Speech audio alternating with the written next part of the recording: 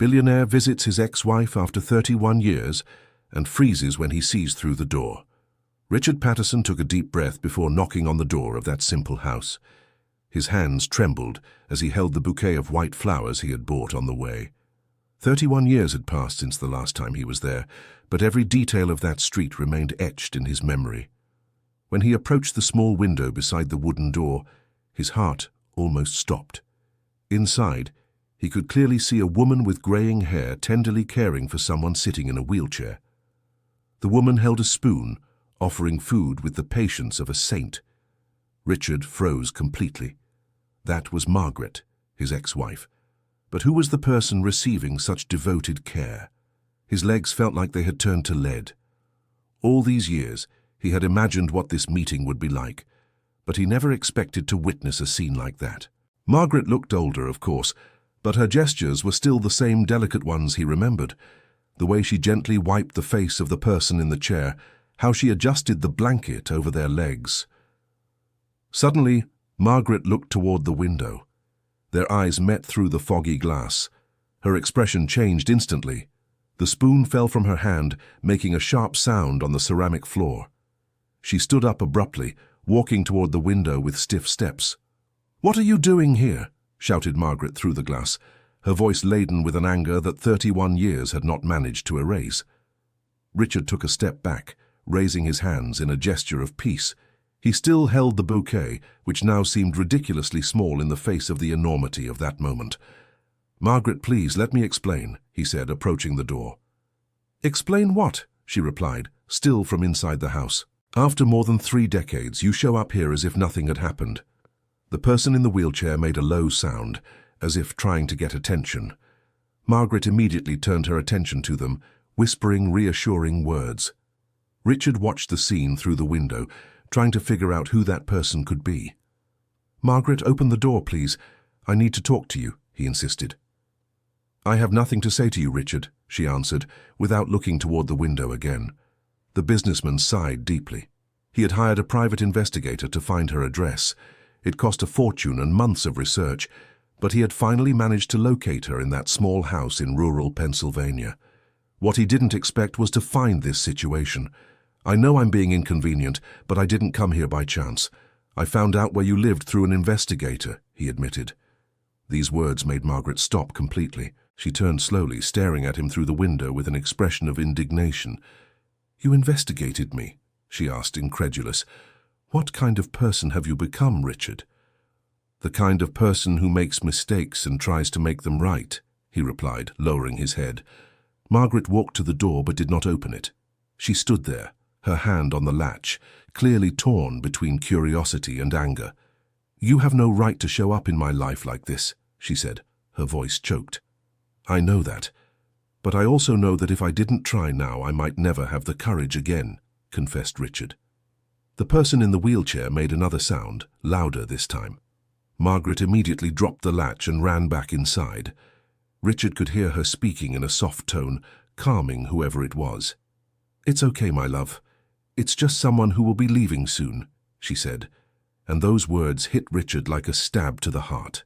He waited a few minutes, listening to the sounds coming from inside the house. Margaret seemed to be dealing with some kind of crisis.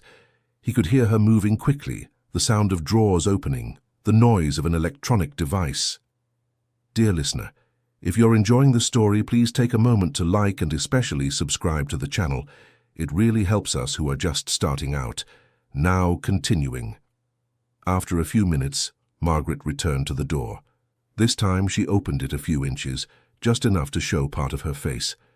"What do you want, Richard?" she asked, her voice calmer, but still cold. "I want to talk.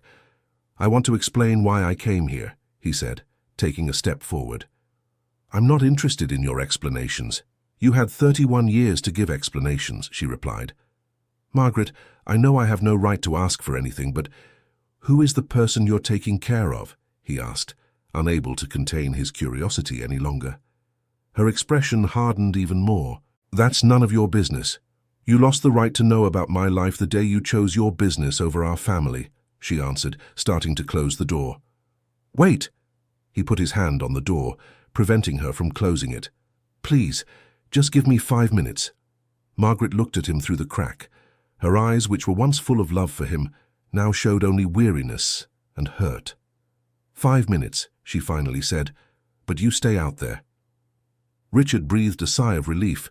It was more than he had hoped to get. Thank you, he said.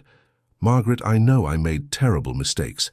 I know I prioritized the wrong things and lost what really mattered. Very nice, Richard, but words don't change the past, she replied, crossing her arms. No, they don't.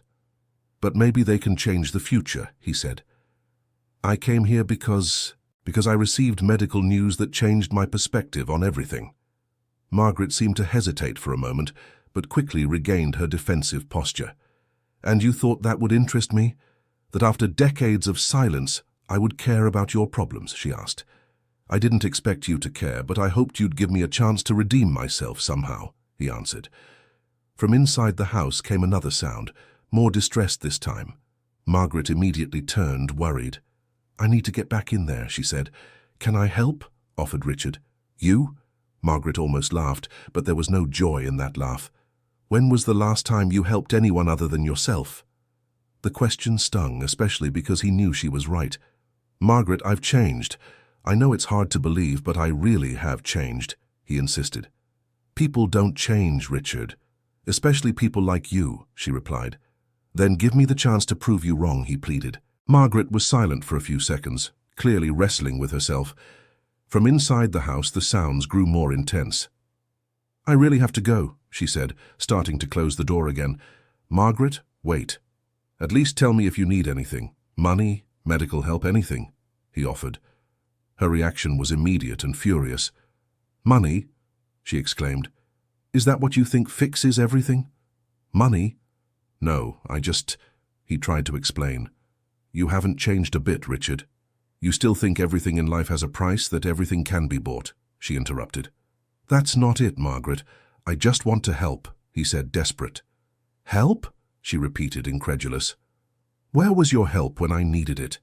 Where was it when the bills piled up and I didn't know how to pay them? Where was it when I spent sleepless nights with no one to share the burden with? Her words hit him like punches. Each question was a wound being reopened. I didn't know, he murmured. So of course you didn't know. You were too busy building your empire to care about who got left behind, she said, tears beginning to form in her eyes. From inside the house came an even more intense sound, almost a cry. Margaret became frantic. Now look what you've done. You've made her nervous, she said, rushing inside.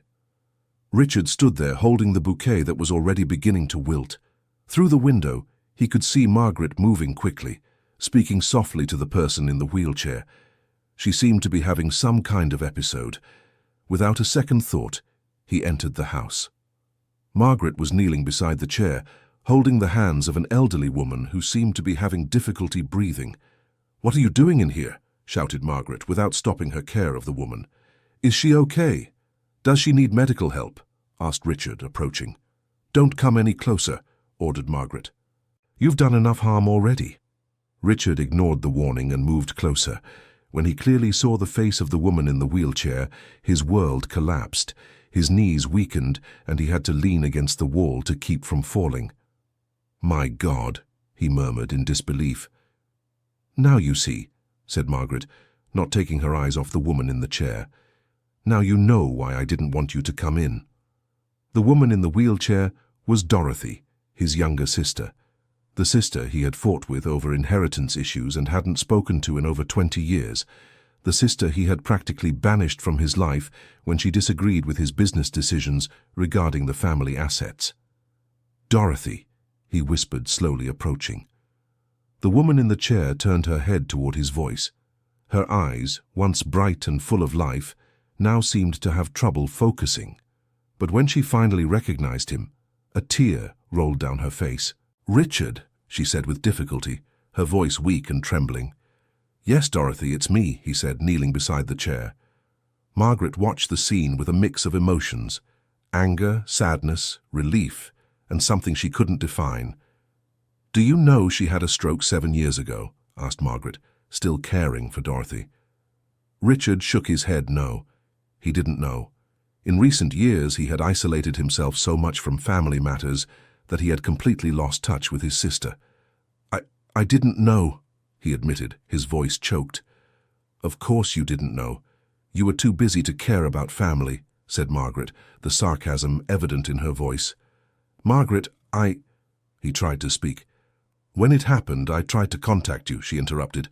"I called your company, left messages, tried every way. Your secretaries always said you were traveling, in important meetings, that you'd return the call. But you never did." Richard vaguely remembered hearing about Dorothy having some health problem, but at the time he was dealing with a complex business merger and asked his assistants to handle family matters on their own. He never imagined it was something so serious. "So you took care of her?" he asked. "Took care?" Margaret almost shouted. "Richard, she's my family too, maybe not by blood, but by love. When no one from her family wanted to take responsibility, I did. Because that's what people who love each other do for one another." Guilt was eating Richard up inside. Dorothy had always been the younger sister, the one he should have protected. Instead, because of disagreements over business and inheritance, he had pushed her out of his life. "Dorothy, forgive me," he said, holding his sister's hand. "Richard." Dorothy tried to speak, but the words came out with difficulty. "Don't strain yourself, my dear," said Margaret, stroking Dorothy's hair. "You don't need to tire yourself out." Richard watched how Margaret cared for his sister with such tenderness. It was the same affection she had shown him when they were married, but which he had never properly valued. "Margaret, how do you support yourselves? How do you pay the medical bills?" he asked. "That's not your concern," she replied, defensive. "Yes, it is. She is my sister. I should be taking care of her," he said. "You should, but you aren't. You haven't been for 7 years," Margaret retorted. Richard stood up and began to pace the small room. The house was simple, but clean and organized. There were basic medical supplies, medications arranged on a tray, and photos of Dorothy in happier times scattered around the home. "Margaret, do you work?" he asked. "I did," she replied. "I was a nurse at City General Hospital, but I had to stop when Dorothy needed full-time care." "And how do you get by?" he insisted. Margaret hesitated before answering. "Dorothy receives a benefit, and I do some sewing work when I can," she said, clearly embarrassed to admit the financial hardship. Richard looked around again. Now that he was paying more attention, he could see signs they were struggling. The walls needed a fresh coat of paint, some furniture was visibly worn, and there were discreet patches on the curtains. "Margaret, why didn't you reach out to me?" he asked. "Reach out to you?" She almost laughed. "Richard, you changed your phone number 4 times in the last few years. You changed your address, your city. How could I have reached you?" He knew she was right. For years he had constantly changed numbers and addresses, always citing business security concerns. In truth, he was running from anything that reminded him of his former life. "But you could have tried through the company," he said. "I did. Many times," Margaret replied. "But they always told me you weren't available for personal matters." Richard remembered the instructions he had given his assistants over the years to filter any contact that wasn't strictly professional. He had built such an efficient barrier that not even family emergencies could get through. "Margaret, forgive me," he said, moving closer to her again. "Forgive," she repeated. "Richard, forgiving is one thing. Forgetting is something else entirely." Dorothy made a low sound, trying to get attention. Margaret immediately turned to her. "What is it, my love?" asked Margaret, stroking Dorothy's face. "Water," Dorothy managed to say. Margaret stood to get water, but Richard offered. "Let me help," he said. "You don't know how she takes her water. It has to be room temperature, with a special straw and in small sips," explained Margaret. "Then teach me," he requested. Margaret stared at him for a long moment. Finally, with a resigned sigh, she nodded. "The water is in the fridge on the second shelf. The special straw is in the drawer next to the sink," she instructed. Richard went to the small, simple kitchen. Opening the refrigerator, he noticed it was nearly empty. There were only a few basic items: eggs, a small piece of cheese, some fruit that was already too ripe, and several bottles of water. He took the water and looked for the special straw. When he found it, he realized it was a straw adapted for people with swallowing difficulties. This made him realize how serious Dorothy's condition was. Returning to the room, he knelt beside Dorothy's chair and offered the water. She drank slowly, with difficulty, but seemed to feel better afterward. "Thank you," murmured Dorothy, looking into her brother's eyes. "No need to thank me," he said. His voice choked. Margaret watched the interaction between the siblings with mixed feelings. On one hand, she was happy to see Dorothy receiving affection from her only living brother. On the other, she still felt anger for all the years when this closeness could have happened but didn't. "Dorothy needs to take her medications within an hour," said Margaret, checking her watch. "There are many, and some have strong side effects." "What kind of medications?" asked Richard. "For blood pressure, to prevent new strokes, for her muscles, for digestion?" Margaret listed them off. "There are 17 different medications, taken at specific times throughout the day." 17? Richard was shocked. "And some are extremely expensive," Margaret added. "The benefit Dorothy receives barely covers half the costs." Richard began to understand the scale of the sacrifice Margaret had made. She had abandoned her career, her personal life, her chances of rebuilding her own happiness to care for his sister. "Margaret, did you never think about getting married again?" he asked, instantly regretting the question. "Married?" She almost laughed. "With what time, with what energy? And most importantly, what man would accept sharing his life with a woman who has the full responsibility of caring for someone in such a delicate state?" His reply came without thinking. "I would." The silence that followed was deafening. Margaret completely stopped what she was doing and stared at him with an unreadable expression. Dorothy also seemed to have heard and was looking between them. "What did you say?" asked Margaret, clearly shocked. "I said I would," repeated Richard. "In fact, more than accept. I would be honored to help you care for my sister." "Richard, you don't know what you're saying," said Margaret, shaking her head.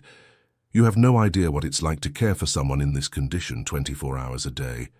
"Then teach me," he said. "Give me a chance to learn." "You?" Margaret seemed incredulous.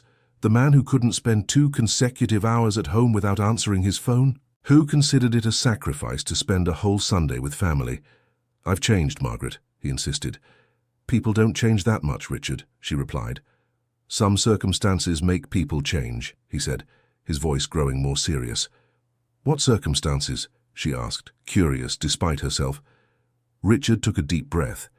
It was time to tell the truth. 3 months ago, I received a medical diagnosis.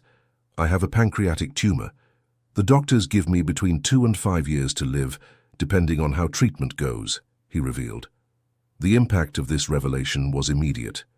Margaret turned pale, and Dorothy, even with her limitations, seemed to understand the gravity of the situation. "That's why you came here," said Margaret, not as a question, but as a statement. "Yes, realizing my life has an expiration date made me rethink everything. All the choices I made, all the people I pushed away, all the moments I lost chasing after things that in the end mean nothing," he explained. Margaret sat down heavily in a chair. The information was too much to process.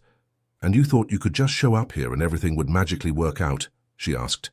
"No, I knew it would be difficult, but I also knew that if I didn't try, I would die, knowing I wasted the only chance to try and fix the most important mistakes of my life," he answered.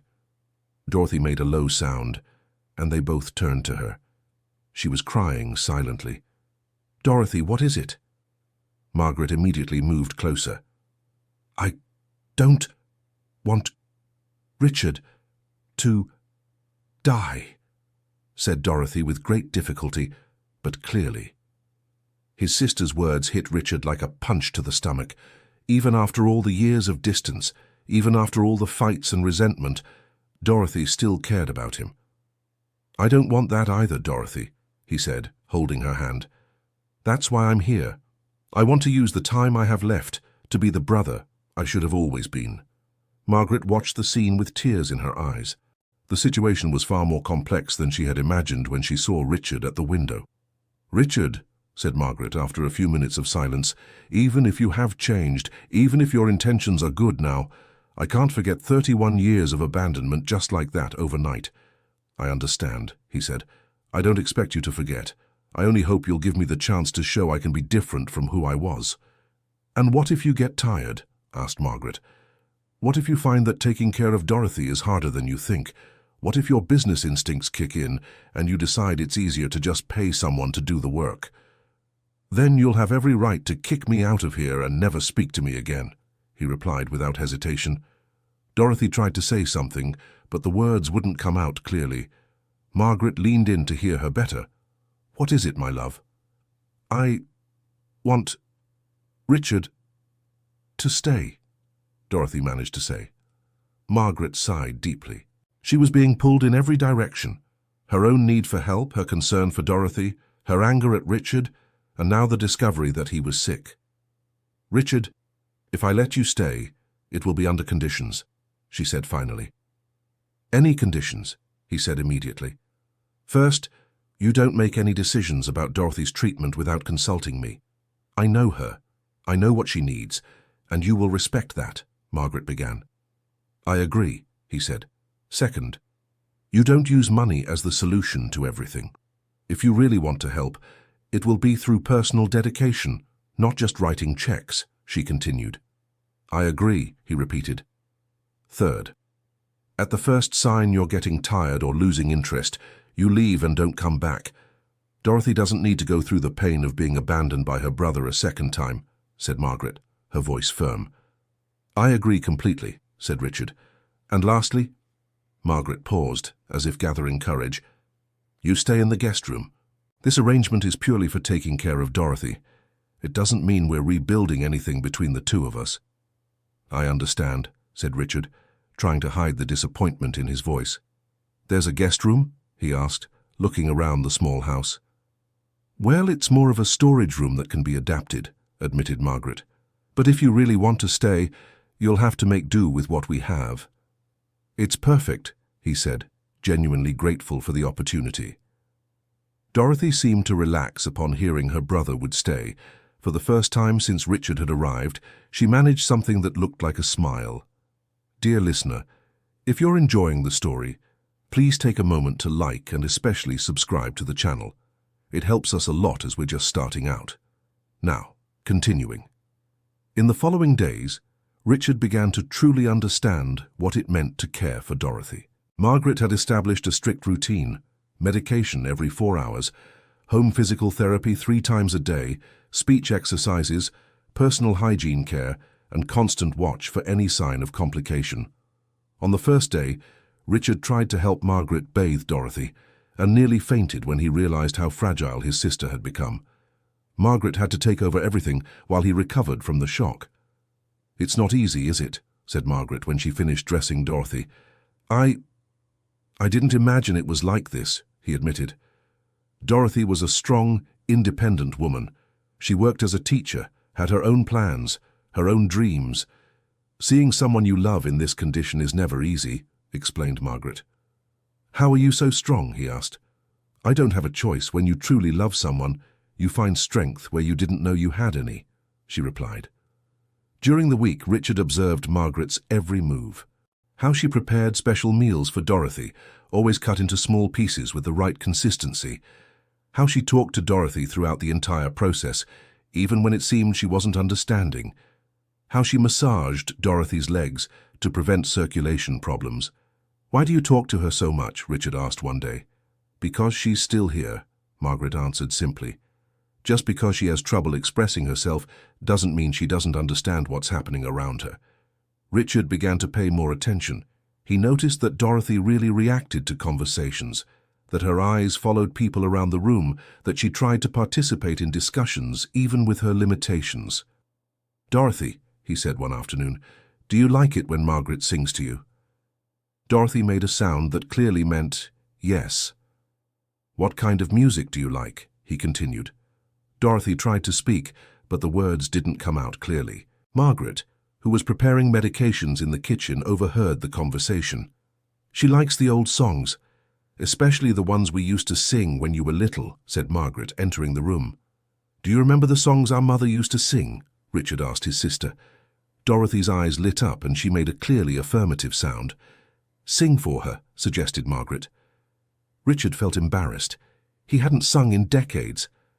I don't really remember the lyrics, he said. I remember, said Margaret. Little fish, little fish, little fish, where can you be?" Dorothy smiled.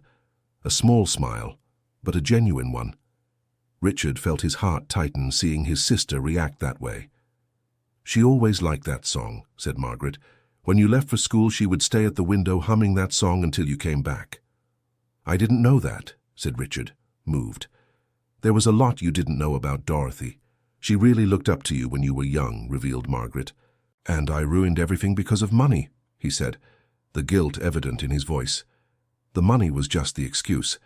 The real problem was that you had become a different person, someone Dorothy couldn't recognize anymore," explained Margaret.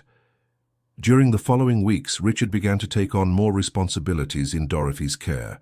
Margaret taught him how to administer the medications, how to do the basic physical therapy exercises, and how to recognize signs that Dorothy wasn't well. "Why does she sometimes get so agitated like this?" he asked one morning when Dorothy seemed especially restless. "It could be pain. It could be frustration from not being able to communicate properly. It could be memories that bother her," explained Margaret. "With time, you learn to interpret the signs." "What kind of memories?" asked Richard. "Dorothy remembers a lot from before the stroke. She remembers your fight. She remembers how sad she was when you stopped visiting her," said Margaret. Richard felt as if he'd been punched. He had assumed Dorothy didn't remember the family conflicts, but Margaret was saying she carried these painful memories. Does she resent me?" he asked. "Dorothy was never one to hold a grudge, but yes, she was very hurt," admitted Margaret. "During the first years after the stroke, she asked about you constantly. I didn't know what to say." "What did you tell her?" asked Richard, almost afraid of the answer. "I told her you were very busy, but that you were surely thinking of her," answered Margaret. "You lied to protect her," he realized, "and to protect myself too. It was easier to believe you were just careless than to accept that you really didn't care," confessed Margaret. That night, Richard lay awake thinking about all the times Dorothy had tried to keep in touch with him over the years. He remembered birthday cards he would receive and throw away without reading, invitations to family lunches he would decline, citing professional commitments, phone calls he would ask his assistants to screen. The next morning, he approached Dorothy's chair while Margaret was preparing breakfast. "Dorothy," he said, "I know you remember our fights. I know I hurt you deeply when I stopped speaking to you." Dorothy looked at him attentively. "I want you to know that I regret everything. If I could go back in time and change my attitude, I would," he continued. Dorothy raised one of her hands with difficulty. Richard understood she wanted him to hold her hand. "Forgive," said Dorothy with great effort. "Dorothy, you don't have to forgive me. I don't deserve it," he said, tears beginning to well up. "Brother," she managed to say. That simple word shattered all the defenses Richard had built. He cried as he hadn't cried in decades, holding his sister's hand and apologizing for all the lost years. Margaret, who was watching the scene from the kitchen, also couldn't hold back her tears. She had spent years trying to protect Dorothy from the pain of her brother's abandonment, but deep down she had always hoped this moment of reconciliation would come. "Margaret," called Richard, "come here." She approached, tears still in her eyes. "I want to thank you for taking care of my sister when I didn't know how," he said. "I want to thank you for being the family Dorothy deserved to have." Margaret sat beside them and took Dorothy's other hand. "Dorothy is special. She always has been," she said. "Even with all her limitations, she still shows more love and compassion than many healthy people." "That's true," agreed Richard. "She was always like that, even before the stroke." They spent some time in silence, the three of them together. Dorothy seemed more relaxed than Richard had seen since he arrived.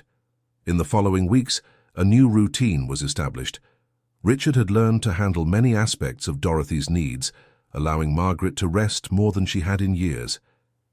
"Did you know Margaret hasn't taken a vacation in 7 years?" commented a neighbor, Mrs. Thompson, who sometimes helped with small favors. "Vacation?" Richard was surprised. "She can't travel because Dorothy needs constant care. She can't be away for more than a few hours because she has no one to leave her sister with," explained Mrs. Thompson. Richard had never thought about that aspect. Margaret had completely given up her personal freedom to care for Dorothy. "Mrs. Thompson, "Have you known Margaret for a long time?" he asked. "Since she came to live here with Dorothy. In the beginning, she cried a lot at night. I could hear through the walls," the neighbor shared. "She cried?" asked Richard. "Of course she cried. Her life changed completely overnight. She was a young, independent woman with a promising career. Suddenly she found herself caring for someone who needed attention 24 hours a day," explained Mrs. Thompson. "And she never complained?" he asked. "Complained to whom?"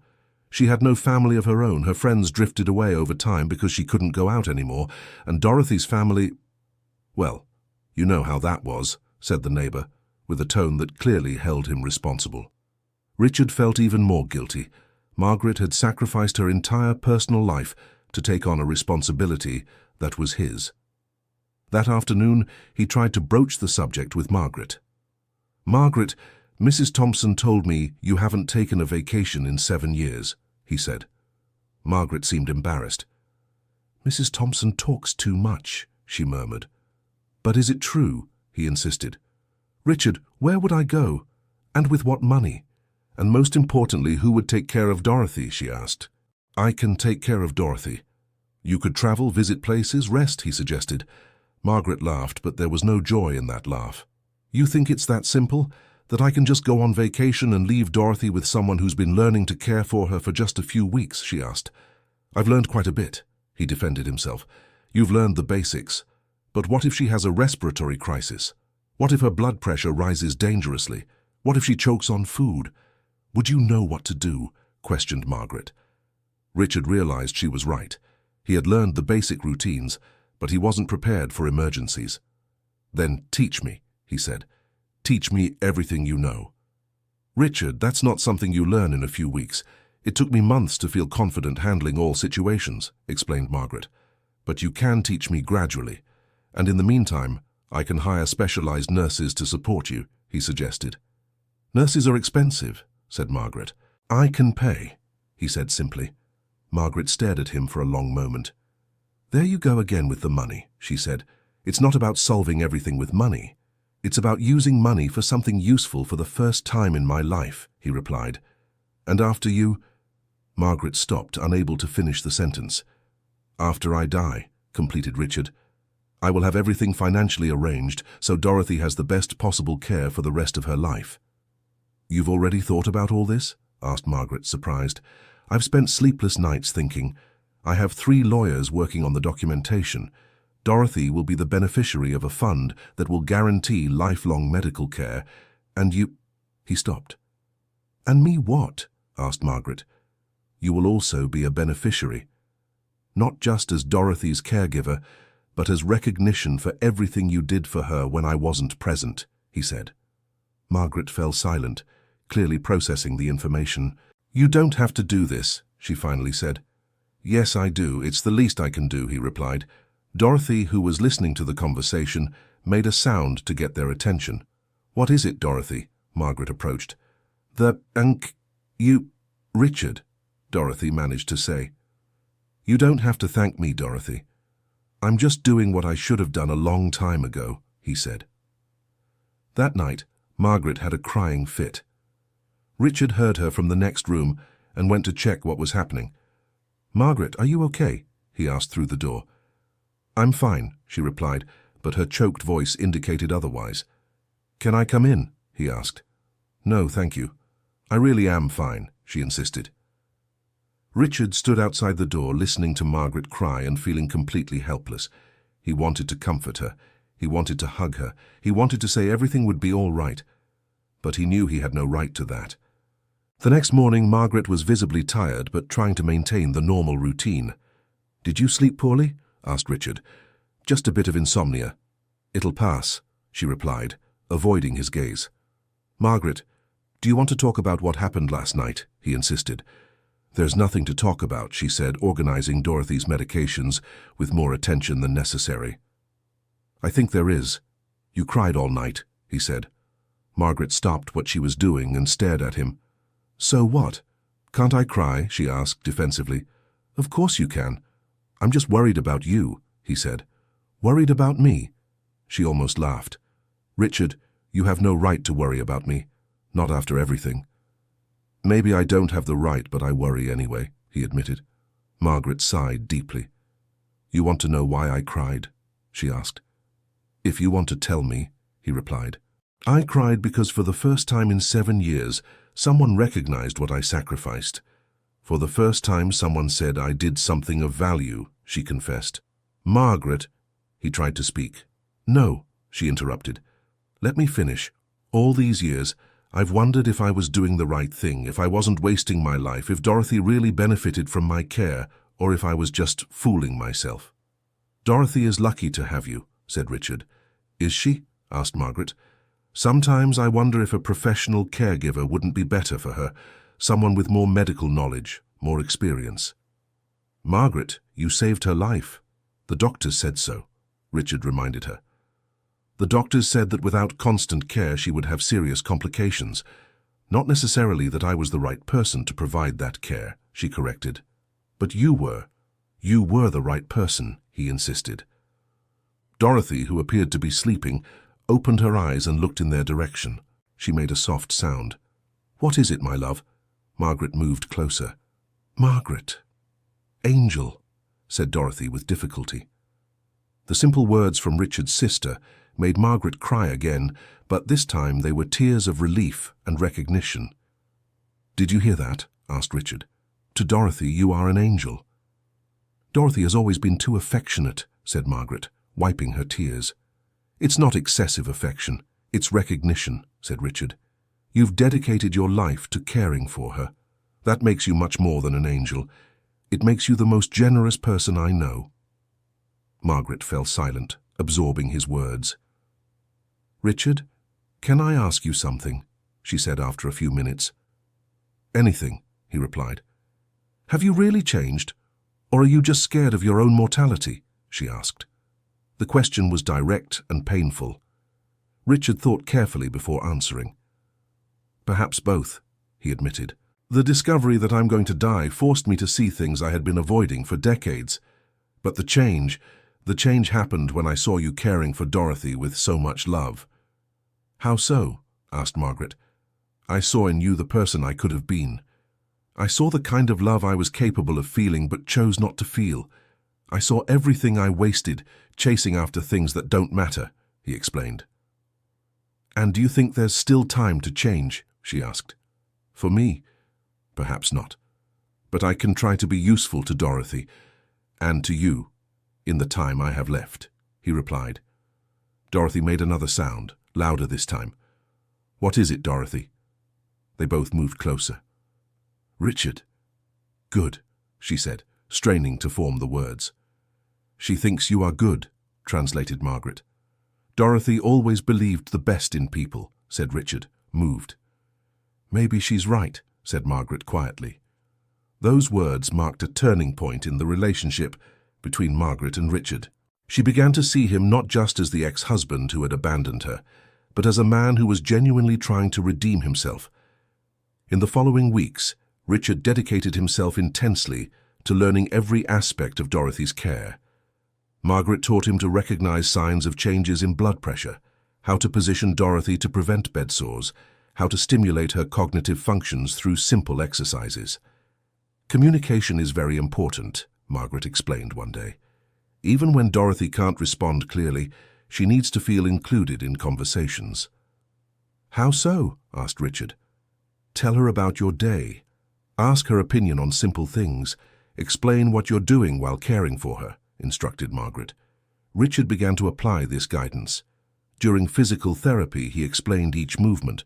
During meals, he described the flavor of the food. During baths, he talked about various subjects. To his surprise, Dorothy began to respond more. Not verbally, but through facial expressions, subtle hand movements, and sounds that indicated approval or disapproval. She's more communicative, observed Margaret one day. You think so? Asked Richard. Definitely. I think your presence has been therapeutic for her, said Margaret.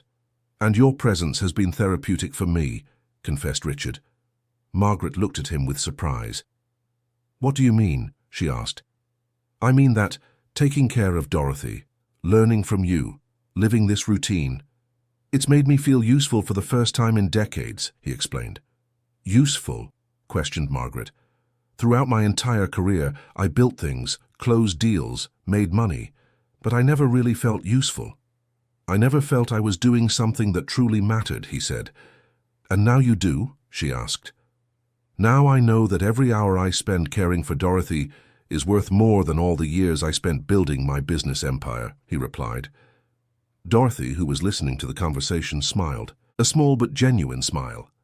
I think Dorothy agrees, said Margaret, also smiling. That afternoon, Margaret received an unexpected call. It was from the hospital where she used to work. They're offering me a part-time position, she told Richard after hanging up. That's great, he said. Do you miss working as a nurse? I do, a lot, she admitted, but I can't leave Dorothy. Why not? I'm here, said Richard. Richard, there's still a lot you don't know about caring for her, said Margaret. Then let's hire a nurse to be here during the hours you're working. I can supervise and you can work part-time, he suggested. Margaret was tempted but hesitant. What if something goes wrong? She asked. Then we'll handle it. Together, he said. Dorothy made a sound to get their attention. What is it, Dorothy? Margaret approached. Margaret.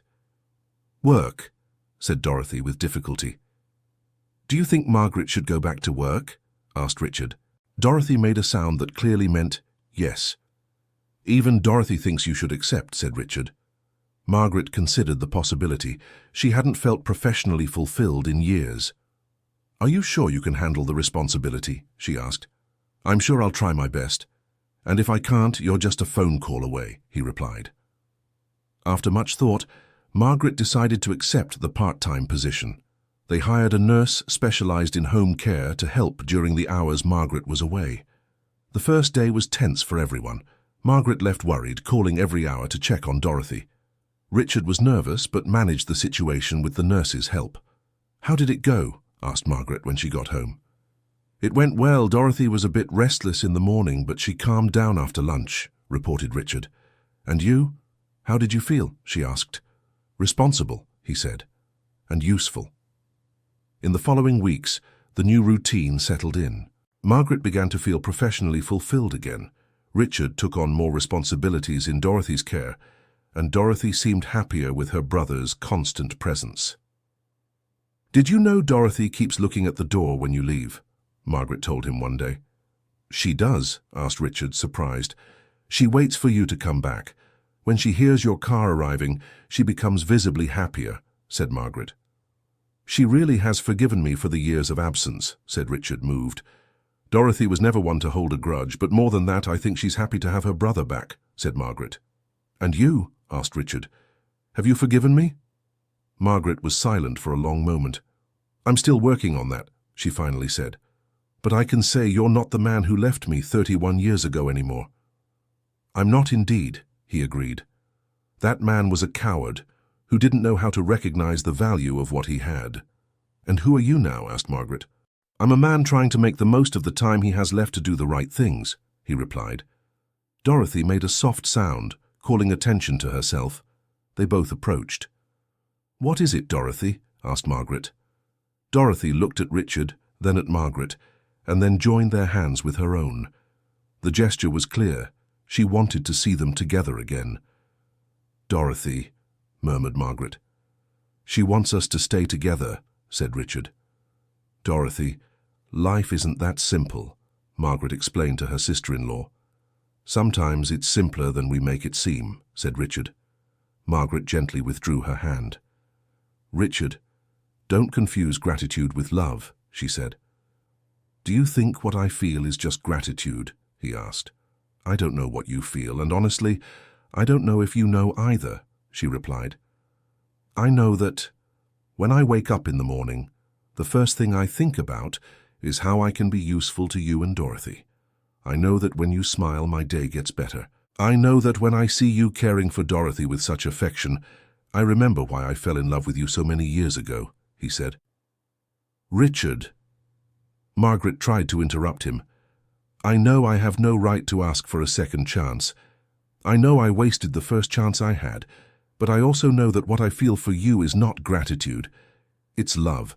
The same love I felt 31 years ago, but now with the wisdom of someone who knows how to value it," he continued. Margaret fell silent, clearly moved and confused. "You're dying, Richard. You might be confusing your emotions," she finally said. "I might be. But it also might be that dying has given me clarity about what really matters," he replied. Dorothy watched their conversation attentively. Although she had communication difficulties, it was clear she understood the situation and wanted to see her brother and sister-in-law together again. "I need time to think," said Margaret. "Time is something I don't have much of," said Richard. "But the little I have I want to spend by the side of the people I love." That night, Margaret lay awake thinking about everything that had happened in the last few months. Richard truly had changed. The man who cared for Dorothy with such dedication was not the same ambitious, selfish man who had abandoned her decades ago. But could she trust him again? Could she open her heart to someone who had already hurt her so deeply?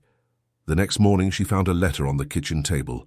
"Margaret, I know my words may seem empty after so much time. I know promises were broken in the past, but I want you to know that these months by your side have been the most meaningful of my entire life.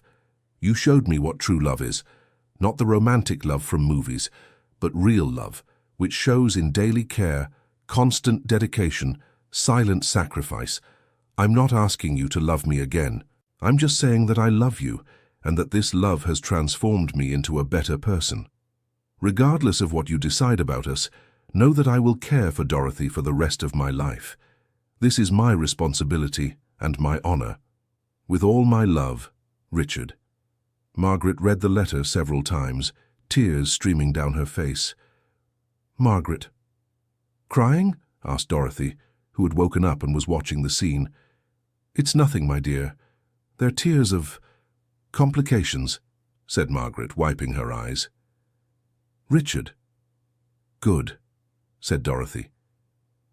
"Do you think Richard is a good person?" asked Margaret. Dorothy made a clearly affirmative sound. "Even after he abandoned you for so many years," insisted Margaret. Dorothy thought for a moment, then shook her head slightly. "Forgave," she said. "You forgave him?" asked Margaret. "Yes," Dorothy replied with difficulty. "You, too, forgive." The simplicity of Dorothy's wisdom struck Margaret deeply. Her sister-in-law, who had suffered so much from her brother's abandonment, had chosen forgiveness over resentment. When Richard arrived from the market that morning, Margaret was waiting for him. "You read my letter," he said, seeing her red eyes. "I did," she confirmed. "And?" he asked, hesitant. "And I need to know one thing," said Margaret. "If you weren't sick, would you have come here anyway?" The question took Richard by surprise. He thought carefully before answering. "Honestly, I don't know," he said. "Maybe I would have kept running from my mistakes indefinitely. The illness forced me to face things I'd been avoiding for decades." "So you're here out of fear of death, not out of love," concluded Margaret. "I'm here out of fear of death," he admitted, "but I'm staying here out of love, for Dorothy and for you." "How can I be sure of that?" she asked. "You can't," he said simply. "I can only show you through my actions day after day." Margaret looked at Dorothy, who was watching them intently. "Dorothy, what do you think? Should I give your brother a second chance?" asked Margaret. Dorothy smiled and made the same gesture as before. She joined Margaret's and Richard's hands. "I think Dorothy has spoken for all of us," said Richard. Margaret took a deep breath. "All right," she said finally, "but with conditions." "Any conditions?" Richard said immediately. "First condition, no grand promises or romantic gestures. If we're going to try again, it will be gradual and realistic," said Margaret. "I agree," he said. "Second condition, Dorothy remains our priority. Any relationship we rebuild has to include her care," Margaret continued. "That's not even a condition. It's what I want most," said Richard. "Third condition, you tell me everything about your health." "I don't want to find out you're worse than you admit," said Margaret. "I'll tell you everything," he promised. "And lastly," Margaret paused, "if at any point I feel you're just fulfilling an obligation, that you're not here of your own will, I end it all immediately. Margaret, I'm here because this is the only place in the world I want to be, he said. Dorothy clapped with difficulty, clearly happy with the decision. In the following weeks, Margaret and Richard began to slowly rebuild their relationship. It wasn't the same youthful love from decades ago, but something more mature, based on mutual understanding and shared purpose. They developed a true partnership in caring for Dorothy. Richard took on responsibilities that allowed Margaret more freedom, while she taught him the subtleties of care that only years of experience could teach.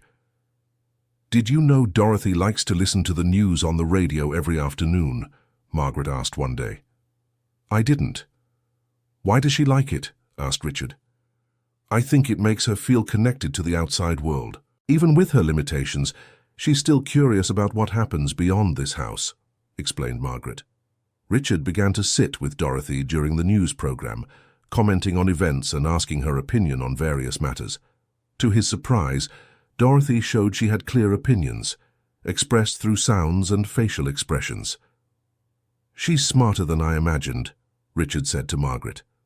"The stroke affected her ability to express herself, but not her intelligence," explained Margaret. "That's why it's so important to treat her as the complete person she still is." This understanding transformed the relationship between Richard and Dorothy. He began to see her not as a sick person who needed care, but as his sister who was facing health challenges, but remained herself inside. One day, Dorothy had a surprising improvement.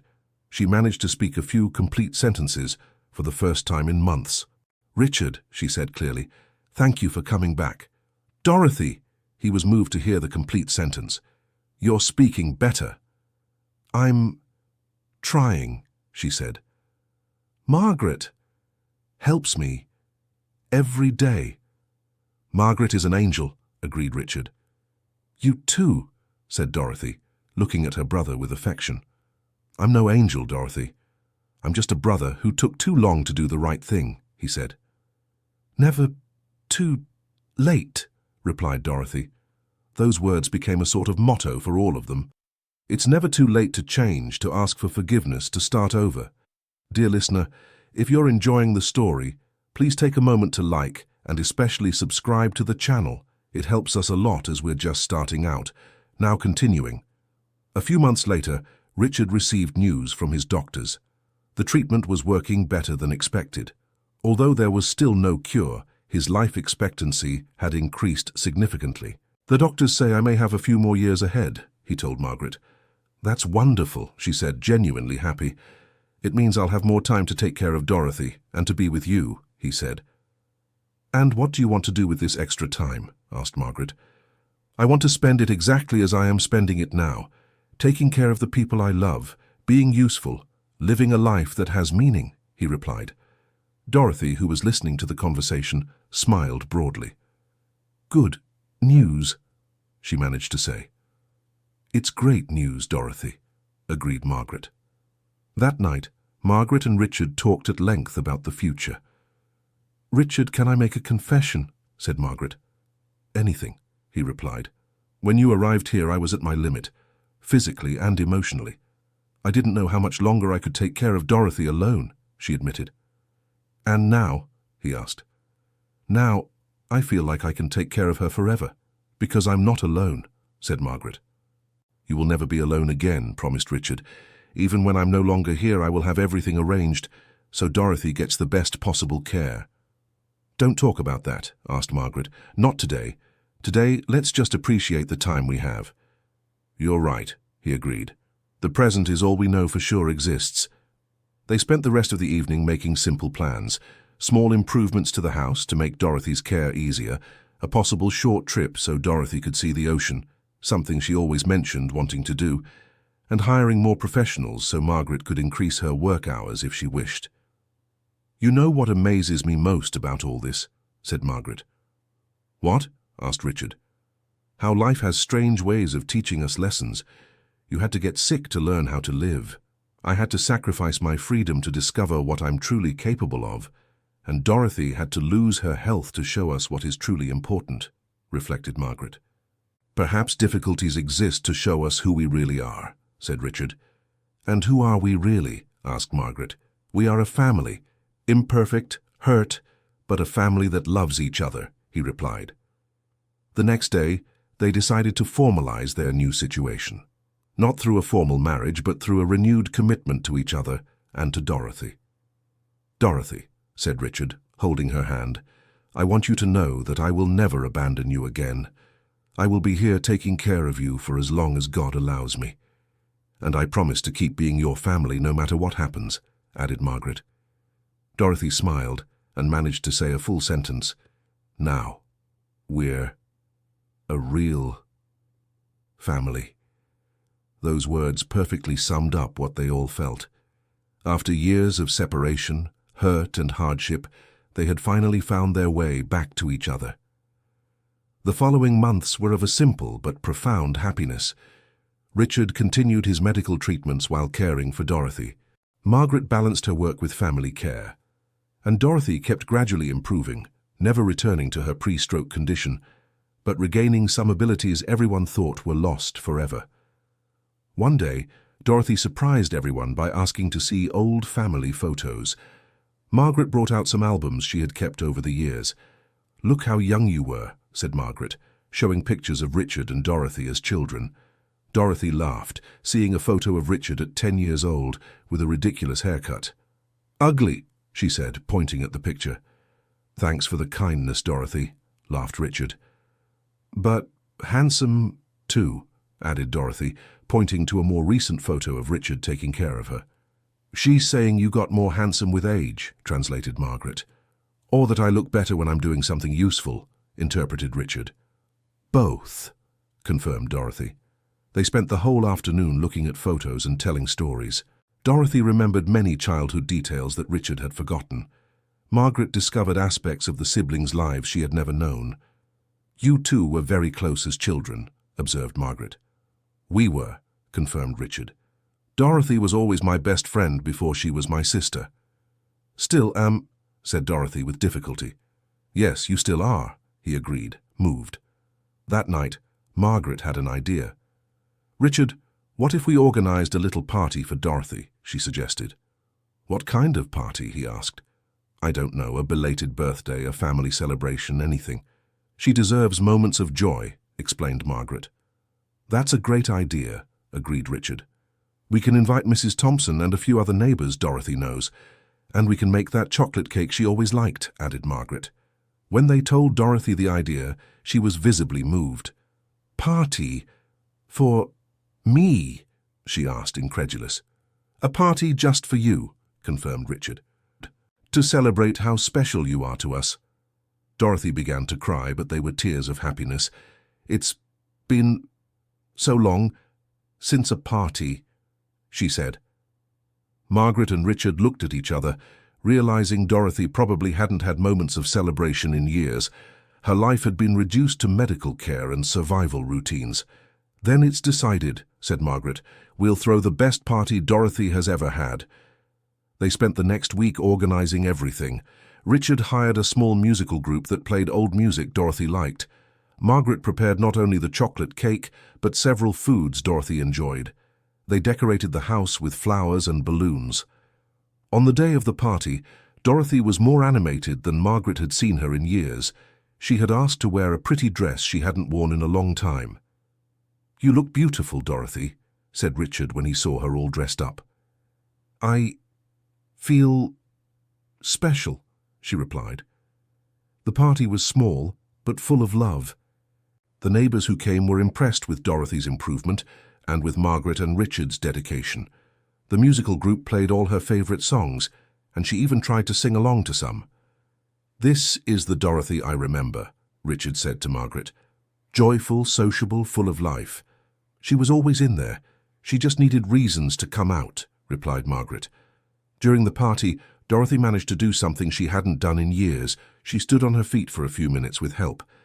Everyone applauded, and she smiled with a pride that touched the hearts of all present. "Dorothy, strong," she said, clearly proud of herself.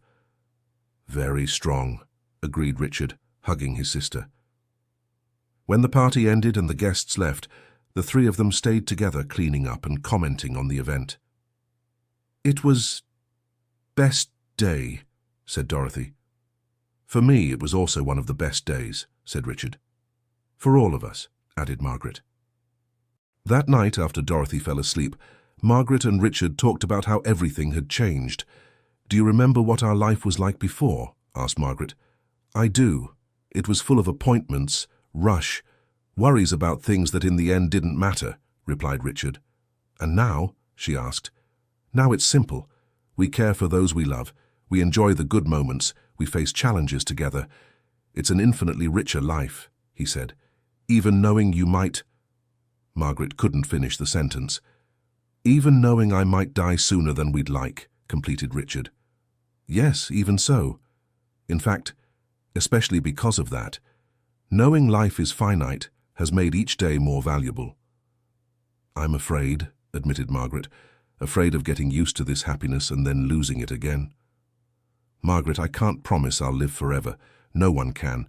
But I can promise that every day I have, I'll live it to the fullest, he said. And after, what if the worst happens? She asked. Afterwards, you'll continue to be the amazing person you are. You'll continue to care for Dorothy. You'll continue building a life full of meaning, and you'll know you were deeply loved, he replied. Margaret cried, but not from sadness.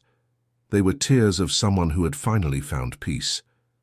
I love you, Richard, she said. Not like I loved you before, but in a new, more mature way. I love you too, he replied, and I love the person I've become by your side. In the following months, they established a routine of simple happiness.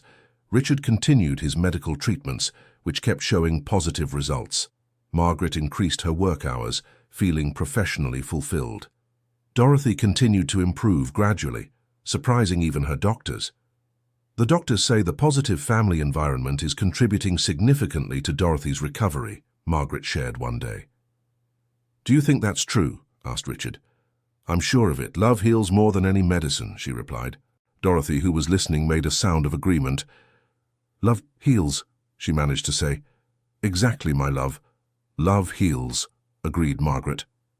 One day, Dorothy had an even more significant improvement. She managed to walk a few steps with the aid of a walker. Dorothy! Exclaimed Richard when he saw her standing. You're walking! Trying, she said, focused on the movement. Keep trying. You're doing wonderfully, encouraged Margaret. The physical therapist accompanying Dorothy was impressed. In all my years of practice, I've rarely seen such significant recovery after so much time, she commented. What do you attribute this improvement to? Asked Richard. Besides the excellent care she receives, I think Dorothy has strong reasons to get better. She has a family that loves her and is worth fighting for, replied the physical therapist. That night, Dorothy surprised everyone with a revelation. Richard! Margaret! She called. What is it, Dorothy? Both approached. I want to tell a secret, she said with difficulty. What secret? Asked Margaret. When I had stroke. Dorothy paused to gather strength. I thought I was going to die. Dorothy. Richard tried to interrupt her. No. She raised her hand weakly. I need to tell... They waited patiently while Dorothy gathered her thoughts.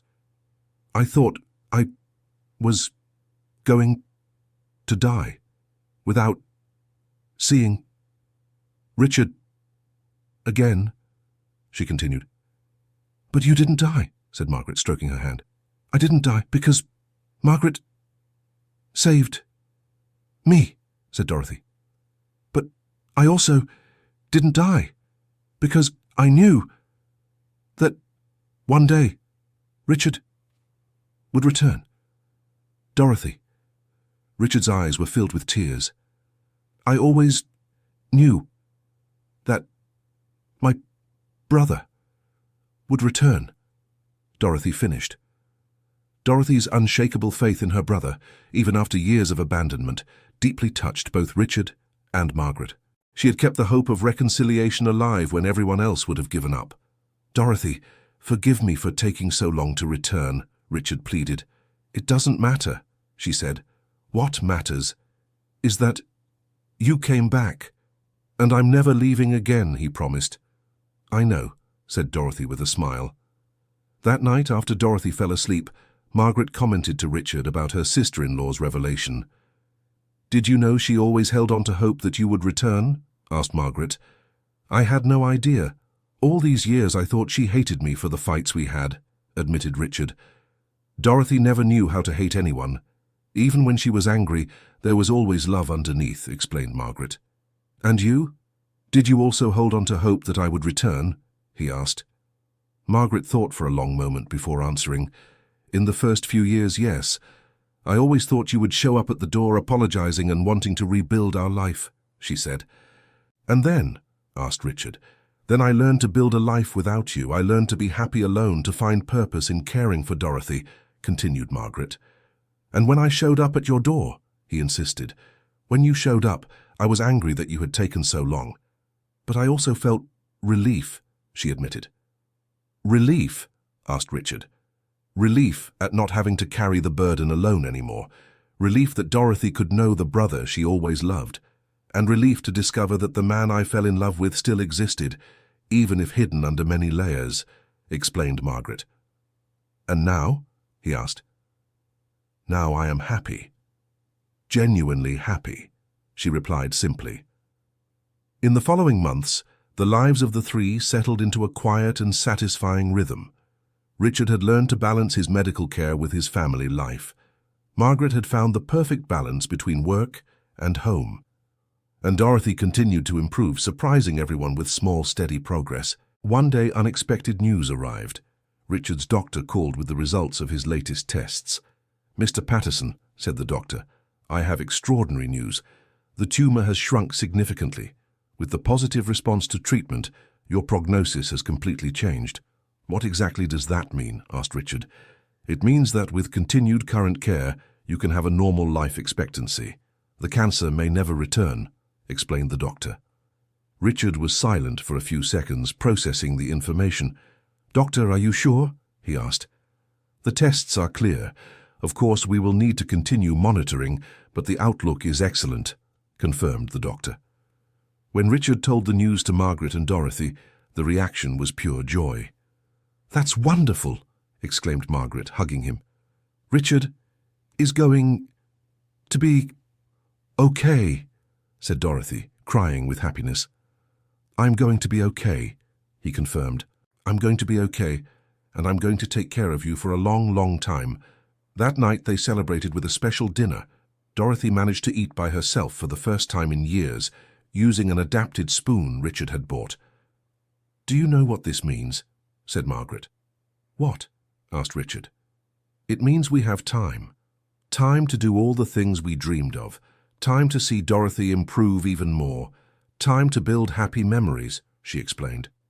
Time to be a real family, added Richard. Families, for real, repeated Dorothy, smiling. In the following years, their life was marked by constant small miracles. Dorothy regained much of her speech and movement abilities. Margaret was promoted at the hospital and began leading a home care program. Richard sold most of his businesses and dedicated himself to running a foundation that helped families in situations similar to what they had lived through. Do you regret selling the companies? Margaret asked one day. Never, Richard answered immediately. Those businesses were just numbers on paper. This here is real life. And the foundation? She asked. The foundation is my way of giving back. Every family we help reminds me how important it is not to waste opportunities to love, he explained.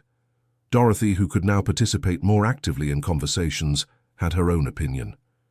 Richard now is a hero, she said. I'm no hero, Dorothy. I'm just someone who learned to make the right choices, he replied. To me, he's a hero, she insisted. To me too, Margaret agreed. 2 years after the reconciliation, they decided to formalize their union again. It wasn't a big ceremony, just an intimate celebration with Dorothy, a few dear neighbors, and the professionals who had become friends during the care period. Dorothy, Richard said during the ceremony, you will be our special witness. Honored, replied Dorothy, visibly moved. The judge who performed the ceremony commented that he had rarely seen a couple so clearly in love and committed. "You are an example that true love can overcome any obstacle," he said. After the ceremony, they took a short trip to show the ocean to Dorothy, something she had always dreamed of seeing again.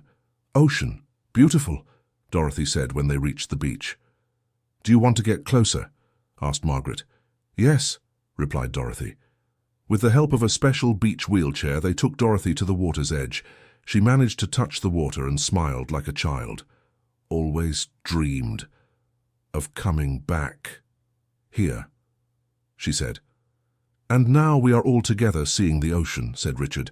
"Family complete," agreed Dorothy. That night in the adapted hotel where they were staying, Dorothy made a revelation that surprised everyone. "Margaret! Richard!" she called. "What is it, my love?" Gan asked Margaret. "Want to tell another secret," said Dorothy. "What secret?" asked Richard. "When you were separated," Dorothy paused, "I prayed every day for God to bring you back together again." "Dorothy," murmured Margaret, moved.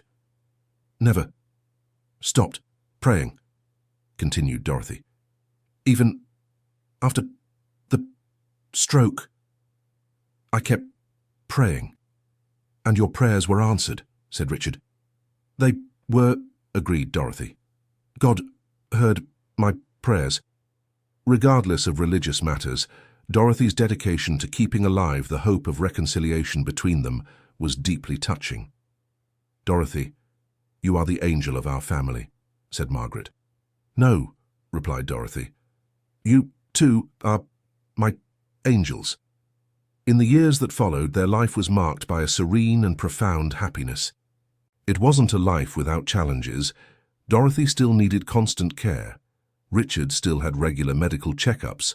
Margaret still balanced multiple responsibilities. But it was a life full of love and purpose. Richard's foundation grew and helped hundreds of families. Margaret was recognized as one of the best specialized home care nurses in the state, and Dorothy became an inspiration for other patients who visited the rehabilitation clinic where she did physical therapy. "Did you know Dorothy is famous at the clinic?" the physical therapist shared one day.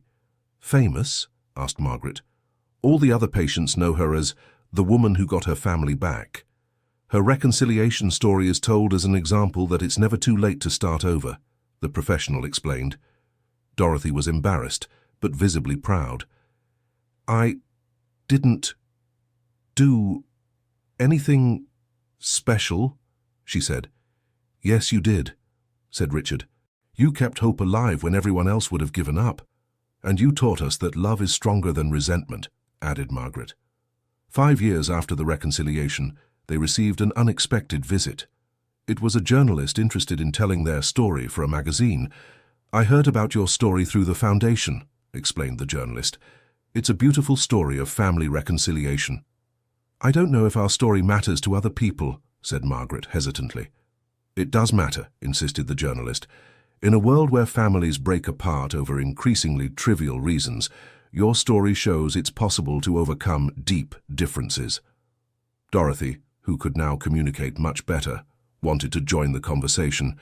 "If our story can help other families," she said carefully, "then I want to tell it." "Are you sure, Dorothy?" asked Richard. "I am," she replied. "Maybe other people can also reconcile." The article was published a few months later and had a surprising impact. They received dozens of letters from people inspired by the story to seek reconciliation with their own family members. A lady wrote saying she looked for her brother after 20 years of not speaking to him, shared Margaret, reading one of the letters. "And here's a man who said he started visiting his sick father again after reading our story," added Richard. Dorothy listened to all the letters being read with special attention.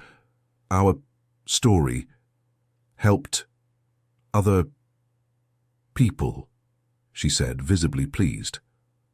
"It helped a lot," agreed Margaret. That same year, they received an unexpected invitation. A health organization wanted Dorothy to speak at an event about overcoming and recovery. I don't know if I can speak to many people, said Dorothy, unsure. You don't have to do it if you don't want to, said Richard. But if I can help someone... Dorothy thought for a few minutes. I want to try. The event was a success. Dorothy, even with her speech difficulties, managed to convey her message of hope to an audience of over 200 people. What matters isn't falling, she said during her speech. What matters is having someone to help you up. The audience was deeply moved by her simple yet wise words. And never giving up on those we love, Dorothy continued. Even when they disappoint us, love always finds a way. After the event, many people approached Dorothy to thank her and share their own stories. You inspired a lot of people today, said Margaret when they returned home. I feel useful, replied Dorothy. For the first time in years, I feel truly useful. You've always been useful, Dorothy, said Richard. You were useful by keeping our family together, even when I didn't deserve it. Family is forever, Dorothy said simply. That night, the three talked about how their lives had completely changed. Do you remember how it all began? Asked Margaret. Richard appearing at the door with flowers, me refusing to open it. And Dorothy in the wheelchair, barely able to speak, added Richard. Now look at us, said Dorothy, smiling. They looked around. The house had been adapted and improved, but kept its cozy atmosphere. Dorothy was seated in a comfortable armchair, able to communicate clearly. Margaret and Richard were side by side, their hands intertwined. We are a real family, said Margaret. The family we always should have been, agreed Richard. The best family in the world, added Dorothy. In the following years, they continued living a full and meaningful life. Dorothy kept gradually improving, never fully returning to what she was before the stroke, but regaining enough independence to have a good quality of life. Margaret became the director of the home care department at City General Hospital and developed protocols that were adopted by other hospitals in the state. Richard expanded his foundation and began offering not only financial support, but also family reconciliation programs. You know which project gives me the most satisfaction at the foundation? Richard asked Margaret one day. Which one? She asked. The family mediation program. We've already helped more than 50 families reconcile, he told her. That's wonderful, said Margaret. You turned your own experience into help for others. It was Dorothy who taught me that family is worth fighting for, said Richard. Dorothy, who was listening, smiled proudly. Richard learned the lesson well, she said. 10 years after the reconciliation, they decided to write a book telling their complete story. Do you think people will be interested? Asked Margaret. If our story can help at least one family not to give up on each other, it will be worth it, replied Richard. Dorothy had a clear vision for the book. It has to tell the whole truth, she said. The hard parts, too. Why the hard parts? Asked Margaret. Because people need to know that reconciliation isn't easy, explained Dorothy. It takes effort from everyone. The book was written over 2 years, with each of them contributing their perspective of the story. Dorothy, despite her limitations, insisted on dictating her own version of events. When the book was published, they were surprised by the response. Besides selling very well, it sparked a family reconciliation movement across the country. We've received over 1,000 letters from families who reconciled after reading our book, Richard shared. That's incredible, said Margaret. It's not incredible, said Dorothy. It's the power of love. During the book launch, a reporter asked Dorothy what the most important message was that she wanted to convey. Never give up on those you love, she replied without hesitation. And never think it's too late to ask for forgiveness. What if the person who hurt us doesn't want to reconcile? Asked the reporter. Dorothy thought carefully before answering. Keep trying, she said. True love doesn't give up. But what if it's too painful to keep trying? Insisted the reporter. Love is worth any pain, Dorothy replied simply. These words became one of the most remembered quotes from the book. 15 years after the reconciliation, they received a special tribute from the state government for the social work they had developed. This tribute is for all three of you, said the governor during the ceremony. Dorothy for her inspiring strength, Margaret for her exemplary dedication, and Richard for turning regret into positive action. Dorothy, now able to walk with the aid of a cane, took the stage to receive the tribute alongside Margaret and Richard. This tribute isn't just ours, said Dorothy into the microphone. It belongs to all the families who never gave up on each other. The audience rose in a standing ovation that lasted several minutes. After the ceremony, as they drove home, they reflected on the entire journey. Can you imagine where we'd be today if you hadn't knocked on our door that day? Margaret asked Richard. I'd be alone, sick and unhappy. Dorothy would be without her brother's affection, and you'd be overwhelmed and without support, he replied. And I would be without hope, added Dorothy. But we're here, together, and that's what matters, said Margaret. Together, forever, agreed Dorothy. That night, as they had done every night for 15 years, they sat together to talk before bed. Richard, said Dorothy, can I make a confession? Anything, Dorothy, he replied. When you appeared at the door that day, Dorothy smiled at the memory, I knew my prayers had been answered. How did you know? Asked Margaret. Because you brought white flowers, explained Dorothy. The same flowers you gave me when we were children. Richard was surprised. He didn't consciously remember choosing white flowers because of Dorothy. You remember that? He asked. I remember everything that was important, replied Dorothy. And everything that involved love was important to you, observed Margaret. Everything that involves love is always important, corrected Dorothy. That night before sleeping, each of them reflected on how love had completely transformed their lives.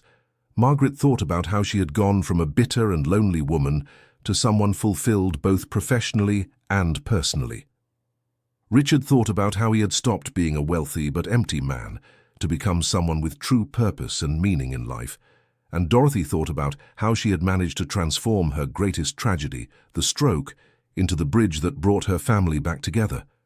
The next morning they awoke to another day of a life that, while not perfect, was exactly the life they had chosen to live together. Good morning, family, said Dorothy, as she did every morning. Good morning, Dorothy, replied Margaret and Richard in unison. And so another day began in the life of this family that had learned it's never too late to start over, that true love overcomes any obstacle, and that sometimes the greatest blessings come disguised as the greatest difficulties. End of story. Now tell us what you thought of this story of reconciliation and overcoming. Do you believe Richard truly changed, or was it just the fear of death that brought him back? Was Dorothy wise to forgive her brother so easily?